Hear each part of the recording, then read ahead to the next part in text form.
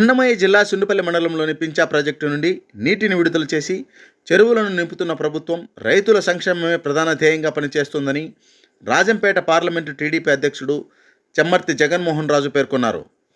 సోమవారం సాయంత్రం జిల్లా కలెక్టర్ చామకూరి శ్రీధర్, టీడీపీ నాయకుడు మండిపల్లి లక్ష్మీప్రసాద్ రెడ్డితో కలిసి పించా ప్రాజెక్టు గేట్లను ఎత్తి నీటిని దిగువకు విడుదల చేశారు.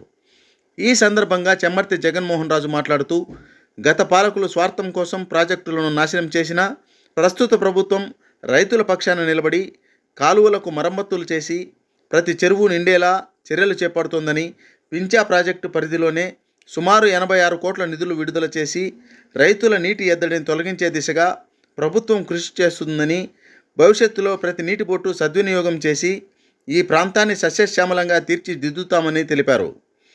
నీటి విడుదలతో సుండిపల్లి మండలంలోని చెరువులు కలకల్లాడుతున్నాయి.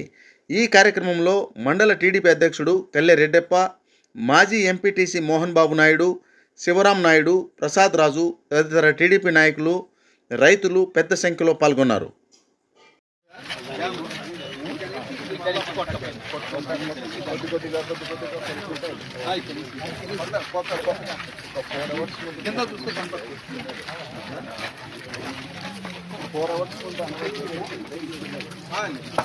మేము 48,000 ముందర చెప్పాను. మరి ఎందుకు ఎత్తలేదు? ఇప్పట్లో ఉన్నాయి సార్,